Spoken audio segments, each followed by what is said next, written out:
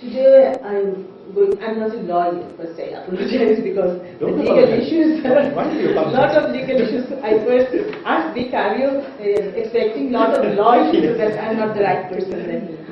So I will just focus on what are the constitutional issues and some of the national policies. But then I will give you like a snapshot of what is happening in Bangladesh.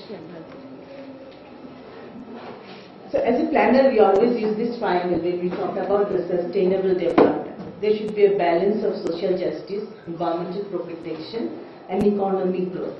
As I put some question marks in social justice and environmental problem in case of Bangladesh, and always we are like other third world countries running after money. But the economic growth is a game. Who is getting the growth and how the resources is distributed, though the GDP is going up.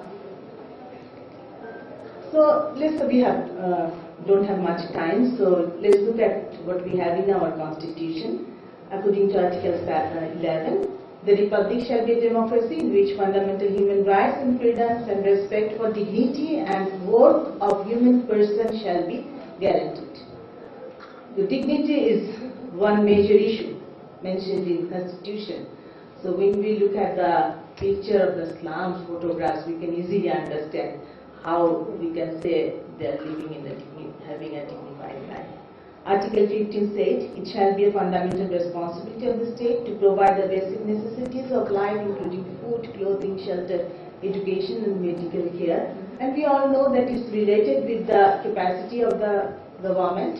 And as we already passed 40 years, I think it's my belief that now we have at least some capacity to look after Article 11 and Article 32, protection of right to life and personal liberty. And what our housing policy said, in 1993, the government would take steps to avoid forcible relocation or displacement of slum dwellers as far as possible, encourage inside upgrading, slum renovation and progressive housing development with conferment of everything. To set up urban land bank on Khash land. Khash land is the government-owned land. We have good share of government-owned land in entire Bangladesh. To set up a system for easy loans, government will set up a housing fund and loans will be available in NGOs and credit agencies and financial institutions for distribution to cooperatives, community associations, registered companies, private development agencies. If their land is needed for other purposes, that means if they need to shift, give the land, surrender the land to the government, relocate them elsewhere to provide drinking water, sanitation, welfare services. So in 99 housing policy, it is more detailed. So what do we have to do? Now it is interesting to look at the draft housing policy in 2008. You can all find it in the website. And you can see it says some not very specific, like what we have in 93 and 99. It says, ensure everyone's equal right to access to the opportunities of housing, health, food and education regardless of race, religion, color, language, doctrine. Eliminate poverty to develop sustainable human settlement. Ensure economic growth, social development, environmental protection, balanced distribution of settlement, fair use of resources, biological diversity, welfare and so on and so forth. Express solidarity with the basic needs of the backward, neglected, endangered. I am concerned here because we are trying to get rid of those specific issues, that means relocation or providing cash land, this sort of issue. This is the draft housing policy. And we know the housing policies don't have the legality. And it is translated into like plans which is gazetted, that means become a legal document, Dhaka. It mentioned about housing access to people according to different income group category, but no master plan designated any land for housing the poor. That means in the detailed plan, there should be allocated land. Otherwise, whatever in the policy, it doesn't make any sense if you don't have the space on ground. Neither gave any guideline for upgrading informal housing sector.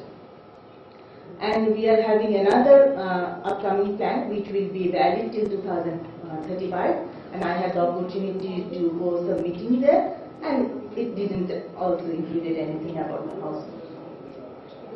And one interesting thing that Samaba is here, she worked with it.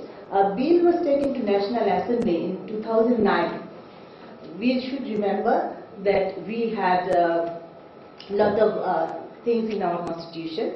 The bill was Prevention of Eviction of Slum Dwellers and Unlawful Occupation of Government Land Bill 2009. But the Parliament refused it in 2009.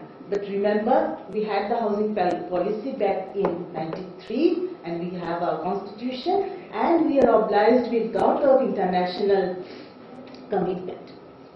So there are some housing programs for the poor like Ghoretera, Ashrayan Prokolpo, but it didn't bring some outcome. There was some rehabilitation program also. There are some very, I won't say that much. NGOs mostly work for like water sanitation services in the slum, but for housing there is no, I cannot share any like good experience from Bangladesh. And these are the international commitments. There is ISCE, I'm not going to detail the global strategy for shelter to the year 2000, Istanbul Declaration, Rio Declaration, International Convention on Rights of the Child, CEDAW, and Millennium Development Goal. Everywhere we are the signatory, and we are obliged to follow all the obligations, all the things written there about housing. Under this background, I am talking now, start my presentation on eviction of slum. And another thing, the involuntary displacement of people by real estate private developers. That's a big problem. It's making people more marginalized. And the government policy. Government always say they don't have funds, they don't have land. Now we see what they do in case of providing housing. The eviction of slum I'm not going to detail, and I didn't put any number regarding the number of slum population because I don't find any authentic data. If you go to the Millennium Development Database, you will see it is 61% in 2009. If you go the serious data, there is like 44%. Somewhere it is 25, 35. So I didn't put any number. Sorry. And these are the some data on a UPPS study that how many people are evicted in different times in 96, 2004, like 115 evictions in Dhaka, Chittagong, Dinajpur. In 2,90,000 slum dwellers were evicted. In Dhaka, 27 slums in 2006 to 2008. And in 2010, there are 2 slums evicted. And the last one is the Coral slum. I want to show some picture of this slum. This is the biggest slum in Dhaka. And you know, we also had, I will show some of the slides, that we also had some lawsuits regarding against the slum eviction. And even after that, even after the ruling of the High Court, that slum was this slum, this big slum, at the very heart of Dhaka. It was evicted on April 2004. And I'm just sharing some photographs. So, all national, international policy, commitment association, ruling of High Court ignored, human dignity at stake. So there are some organizations, I know Shalish Kendra, BLAST, BRAC, Coalition for Urban Poor, Nijerapuri, they worked together and supported the slum, and they had lawsuits. There are some examples of lawsuits, and all the time High Court actually gave some verdict. Like in the first one, 7 days notice, prior to eviction and all that. Now I'm going very quickly regarding what is happening in case of forced, I would say eviction, not relocation by the real estate developer. You cannot read the Bangla words maybe. It is said that till we have a drop of blood in our body, we are not going to give our land to the real estate developer. And these are not like reported in the media, but there is no like academic research or something like that. Very little work has been done. So I'm not going to define it. Let's see actually. In these 4 study areas, in 4 real estate sites, we surveyed. And what we found that close to 60% actually involuntarily. They were forced, they were harassed, they were beaten, they were killed to give up the land to the developers. And what is the situation now? You can see that those who have at least a small piece of land, about 67.7%, they don't have any more land. So what we are doing in the name of development, we are making more and more people landless. And you can see what is their occupation before. They had agriculture and now they become the labor. And their income gone down. And their ownership of home, there is less ownership. And their housing quality went down. Let's see very quickly what government is doing. They undertook a very big project, Purvachal Newton project, and they are allocating plots. And this is a big table showing who is getting the plot. And I am just summarizing that the plot is the privileged person of the society. They are getting the plot. They are the big businessmen, industrialists. Though there is quota, but quota according to the profession, and they say the lottery is made, but already the quota is there, so there is no meaning of lottery. And income is never a consideration.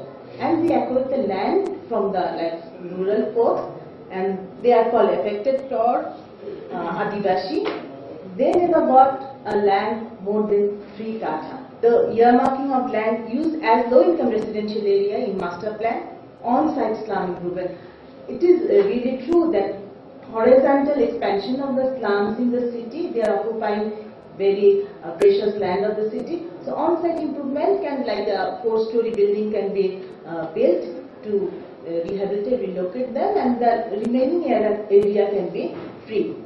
Use of cash land, supply in housing market according to affordability. We don't never think about the affordability. Only the rich, higher middle income, they are the target of the developer and the government sector. Public sector need to focus mostly on low-income housing. That means government should not go for this sort of Purvachal project. They should go for low-income housing. And the rental housing. We often think about the land tenureship, but it is not possible, particularly in Dhaka, big cities, to give a piece of land to each family. So we go for rental housing for the government worker, the informal worker, because they are paying much more higher than what we pay in the high-income residential area.